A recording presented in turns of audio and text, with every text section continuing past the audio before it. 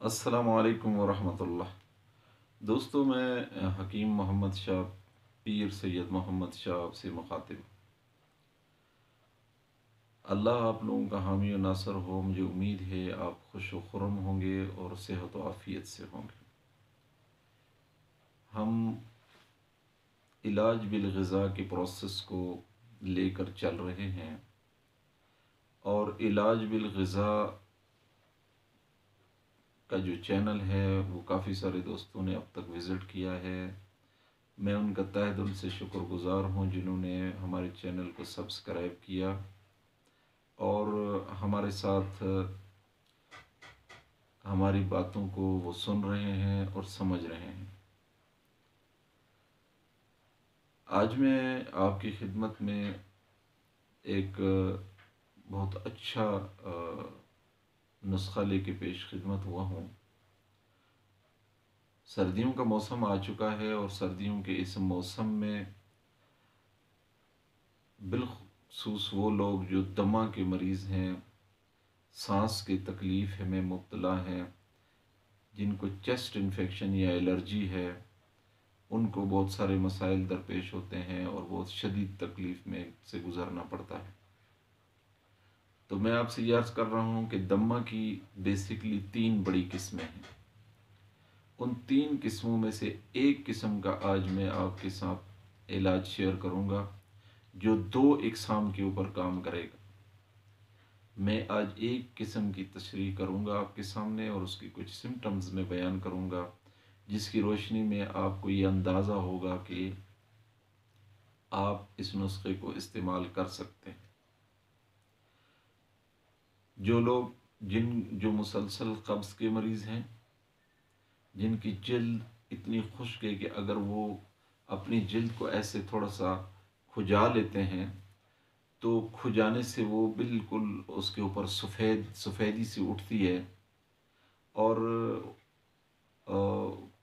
ऊपर जिल्द पे इतनी खुश्की है कि कपड़े से भी चिमट जाते हैं उनकी जिल्द के साथ, और सर में खुश्की की इंतहा होगी, कब्ज़ होगा, गैस होगा, अफारा होगा।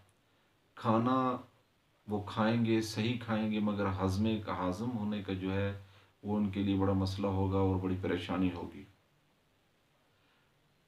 ऐसे लोगों को हो सकता है बवासीर बादी की तकलीफ़ भी मौजूद हो, और सर्दियों में ऐसे लोगों की तकलीफ़ में बड़ी शिद्दत के साथ इजाफ़ा होता है। गर्मियों में इनकी तबीयत रिलैक्स रहती है। ये याद रखें कि दिन के टाइम भी इनकी तबीयत, जैसे धूप निकलती है ये हरकत करते हैं, काम करते हैं, थोड़ा सा रिलैक्स हो जाते हैं। जैसे ही रात होती है, सर्दी पड़ती है, इनकी तबीयत ज़्यादा ख़राब हो जाती है। और ये लोग अगर दूध खा लें का इस्तेमाल करें, पी लें, और कोई खट्टी चीज़ खा लें, जैसे दही हो गई, लस्सी हो गई, नींबू हो गया, चटनी हो गई, अगर कोई इस तरह की चीज़ वो इस्तेमाल कर लें तो इससे उनकी तबीयत ख़राब हो जाती है और उनकी जो सांस की जकड़न है और जो तकलीफ़ है वो बढ़ जाती है और दौरे की कैफियत पैदा हो जाती है। ये दमा की ऐसी शक्ल है जो उज़लाती आसाबी तिब की ज़बान में इसको कहा जाता है। उज़लाती आसाबी तहरीक की वजह से फेफड़ों के उज़लाती पर्दे के अंदर सुकेड़ और इन्फेक्शन की वजह से पैदा होती है। इसमें बलगम खारिज नहीं होता और बहुत ज़ोर के साथ गाढ़ा बलगम खींच के निकालना पड़ता है। टांगों में दर्द होता है, सर्दियों में जोड़ों में दर्द होता है, नींद नहीं आती। ये इलामात हैं, ये सिम्टम्स हैं दमा की, एलर्जी की इस एक किस्म के। और इसी किस्म के लिए मैं आज ये नुस्खा बयान कर रहा हूँ। इंशाअल्लाह अज़ीज़ इसके इस्तेमाल से आपको बहुत फ़ायदा होगा। इसकी परहेज़ पहले आप नोट कर लें, सुन लें कि ये जिन सिम्टम्स, ये इलामात जिस मरीज़ के अंदर पाई जाएँ वो मेरा ये नुस्खा इस्तेमाल कर सकता है, और इस नुस्खे के इस्तेमाल से उसको ज़बरदस्त किस्म का फ़ायदा होगा और कोई दवा उसको इस्तेमाल करने की ज़रूरत नहीं पड़ेगी, सिर्फ़ उसे परहेज़ करना पड़ेगा। परहेज़ क्या है? परहेज़ ये है कि वो तमाम खट्टी चीज़ों का इस्तेमाल बंद करेगा, हत्ता कि बेर और सेब का इस्तेमाल भी बंद है उसका। चटनी बंद है, अमलूक और चक्कू का इस्तेमाल भी बंद है उसका। और इसके अलावा इस आदमी को बादी चीज़ें, मिसाल के तौर पर गोभी हो गई, बैंगन हो गए, मछली का गोश्त हो गया, बड़ा गोश्त हो गया, गाय का गोश्त हो गया, भैंस का गोश्त हो गया और चावल हो गए, ये चीज़ें ये शख्स इस्तेमाल नहीं करेगा, बिल्कुल भी नहीं करेगा। और उसके बाद ये नुस्खा ये इस्तेमाल करेगा, इंशाअल्लाह उसको बहुत ज़बरदस्त किस्म का फ़ायदा होगा। एक तो ये कि वो जब चाय पिए बनाएगा ना, सुबह शाम वो सब्ज़ चाय पिएगा, दूध वाली चाय उसको मना है। सब्ज़ चाय पीनी है और सब्ज़ चाय में अजवाइन देसी, अजवाइन देसी के चंद दाने और अदरक थोड़ी सी काट के डालकर ये इसकी चाय पिएगा, जिससे इसका निज़ाम हज़म ठीक होगा, कब्ज़ ख़त्म हो जाएगी और गैस की तकलीफ़ और जोड़ों में और वजूद में जो बादी या रियाह की वजह से दर्द होते हैं वो दर्दें ख़त्म हो जाएंगी इससे। और दूसरा, अब मैं आता हूँ असल नुस्खे की तरफ, जिसके लिए मैंने आज ये वीडियो बनाई है, जो असल में दमा का इलाज है। ये नुस्खा हमारे उस्ताद मोहतरम दोस्त मोहम्मद साबिर मुल्तानी साहब का नुस्खा है और बहुत ज़बरदस्त रिज़ल्ट और नताइज हैं इसके। ये अब तक सैकड़ों मरीज़ों पर इस्तेमाल किया गया है और मैंने इसके इस नताइज देखे हैं, बहुत ज़बरदस्त किस्म के नताइज हैं इसके। आप ऐसा कीजिए कि पंसार की दुकान से गुले बनफशा ले लीजिए 8 तोले। बरगे बांसा एक लकड़ी सी है, ये बरगे बांसा के नाम से आपको मिलेगी। ये चेस्ट की इमराज सदर में बेहतरीन नताइज की हामिल है। ये ले लीजिए 5 तोले और सौंफ ले लीजिए 3 तोले। देखिए मैं फिर से रिपीट कर रहा हूँ, गुले बनफशा लीजिए 8 तोले और बरगे बांसा लीजिए 5 तोले और सौंफ लीजिए 3 तोले। अब जितनी मिकदार से मैं ये बता रहा हूँ, इसी मिकदार से आपने जो चाय बनानी है ना, एक तो जो चाय मैंने आपको बताई है पहले, उसके अंदर भी आप इसको मिक्स कर एक साथ भी पका सकते हो और अलग से भी पका सकते हो। बेहतर ये रहेगा कि आप अलग से बनाए इस चाय को पीने के लिए। तो इसका कावा बनाना है आपने। सलेमानी चाय और दूध की चाय इस मरीज के लिए बंद है, ये नहीं पिएगा।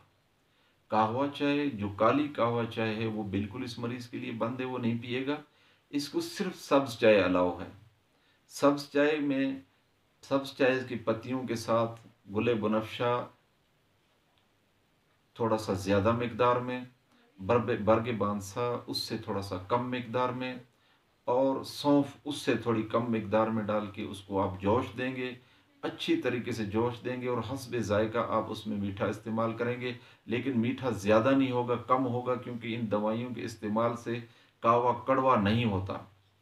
आप ये डर हो शायद आपके दिल में कि यार ये कड़वा हो जाएगा, मैं चीनी ज़्यादा डालूं, नहीं, चीनी ज़्यादा नहीं डालनी है आपने। आपने मीठी चीज़ें वैसे भी लाइफ में कम से कम इस्तेमाल करनी है और इस नुस्खे में जो आप चाय बनाएंगे उसमें भी आप नॉर्मल मीठा डालेंगे।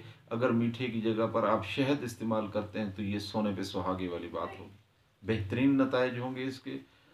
मीठे के लिए आप शहद का इस्तेमाल करें तो ये जो चाय बनेगी, इसको 2 जोश दो कर देने के बाद आप उसको तो उतार लीजिए और इस चाय की 1 या 2 प्याली सुबह, 2 दोपहर को, 2 शाम को आप पिएंगे इंशाअल्लाहुल अज़ीज़। इंशाअल्लाहुल अज़ीज़ इस परहेज़ के साथ आप ये इस्तेमाल कीजिए, अल्लाह ने चाहा तो इंशाअल्लाह, अल्लाह ने चाहा तो आपको बेहतरीन नताइज मिलेंगे और कोई दवा इतना फ़ायदा आपको नहीं देगी।